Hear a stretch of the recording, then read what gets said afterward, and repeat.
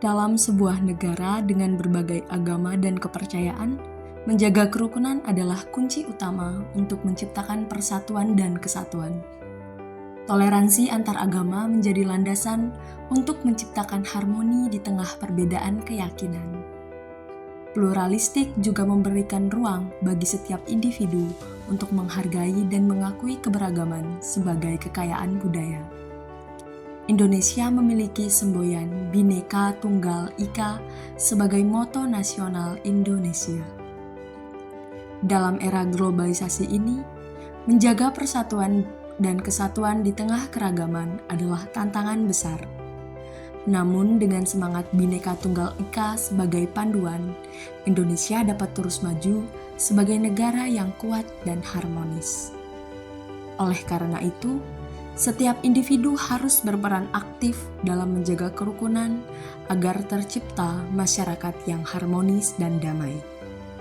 Kami berharap dengan video ini, kita semua dapat meningkatkan pemahaman dan kesadaran akan pentingnya hidup berdampingan dengan saling menghormati dalam masyarakat multikultural. Halo, kami dari kelompok kerja akan melaksanakan kegiatan di Katedral Hati Kudus Yesus. Dadah! Kegiatan ini kami lakukan pada hari Jumat, 10 November 2023, setelah selesai melaksanakan ibadah. Kami melakukan observasi langsung terhadap interaksi antar umat beragama yang berbeda, serta mengumpulkan data melalui wawancara dengan karyawan serta umat di gereja. Saat sedang menunggu teman kami juga diberikan rosario secara gratis oleh salah satu umat.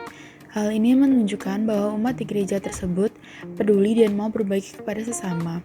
Selagi menunggu misa selesai, kami juga berjalan-jalan di sekitar gereja untuk melihat gedung sekretariat, toko rohani, dan juga bangunan-bangunan di sekitar gereja seperti patung dan air mancur. Setelah selesai mewawancara, kami juga melihat-lihat bagian dalam gereja. Berikut cuplikan hasil wawancara kami. Mbak, di sini dengan Mbak siapa? Brigita. Mbak Brigita. Oke.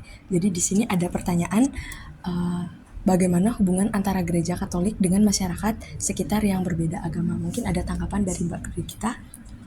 Untuk tanggapannya, kalau di sini sangat bertoleransi ya Kak. Soalnya kayak dari gerejanya itu kita mempekerjakan bukan hanya orang Katolik juga beda agama juga kita menerima. Gitu. Baik, siap. Kalau boleh tahu namanya siapa? Devin, Oh, Devin. Di sini kita mau nanya, apa sih yang kamu tahu tentang ajaran gereja yang mendasari untuk toleransi umat beragama? jadi ya memang toleransi antar umat beragama bagi kita gereja Katolik itu sangat penting. Seperti sabda Tuhan Yesus sendiri ya, datanglah kepadaku, hai kamu yang letih lesu dan berbeban berat ya. Kita sebagai alat Tuhan untuk menyampaikan firman-Nya kepada orang-orang, bagaimana dunia yang letih lesu dan berbeban berat, kita dipakai sebagai alatnya. Bagaimana caranya ya, kita mengikuti sabda Tuhan ya. Kamulah terang dunia ya, jadilah garam dan terang.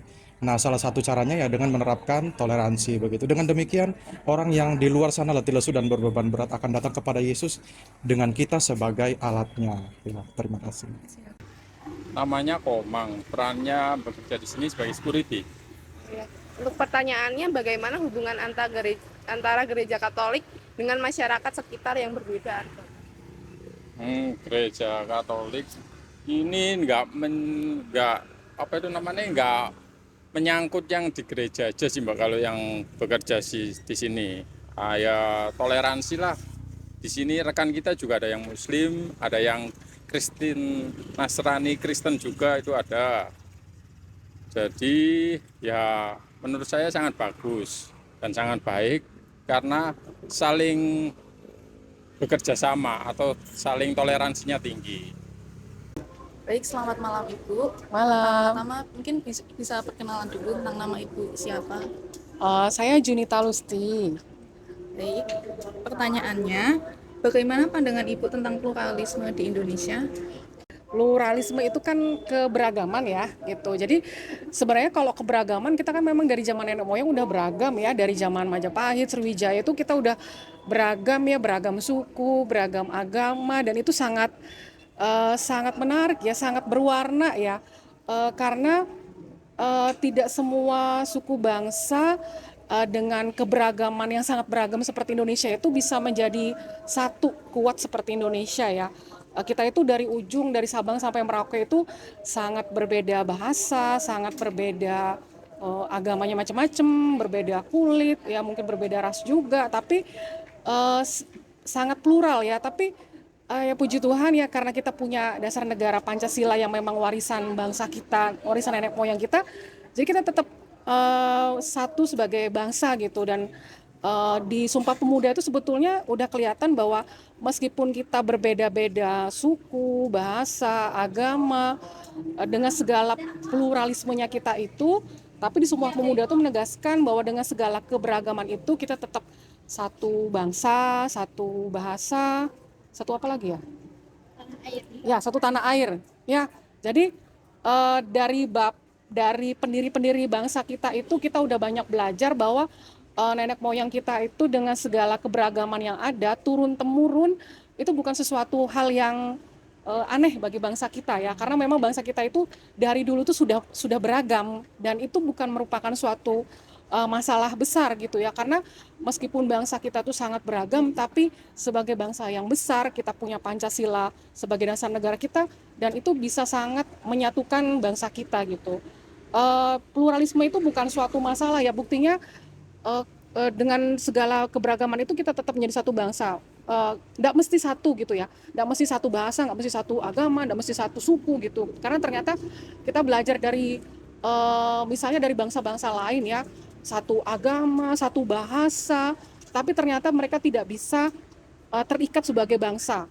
Nah itu sementara kita sudah berbeda tempat, berbeda pulau, sangat luas sekali, namun kita dipuji banyak bangsa bahwa kita sungguh sangat sebagai bangsa itu sangat kuat ya, sangat besar, dan mestinya itu yang dijaga.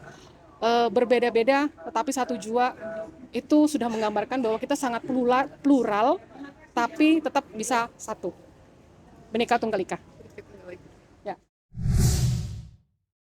Gereja Katolik dan jemaatnya sangat menghargai perbedaan yang ada di sekitar mereka. Bukannya membeda-bedakan dan bersikap superior, tetapi gereja bersikap terbuka dengan perbedaan yang ada di sekitarnya.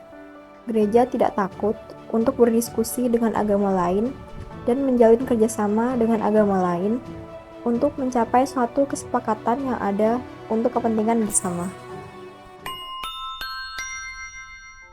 Dari kegiatan wawancara kepada umat Gereja Katedral Hati Kudus Yesus yang telah kami lakukan ini, kami melihat nilai toleransi dan keterbukaan umat dan gereja terhadap perbedaan yang ada.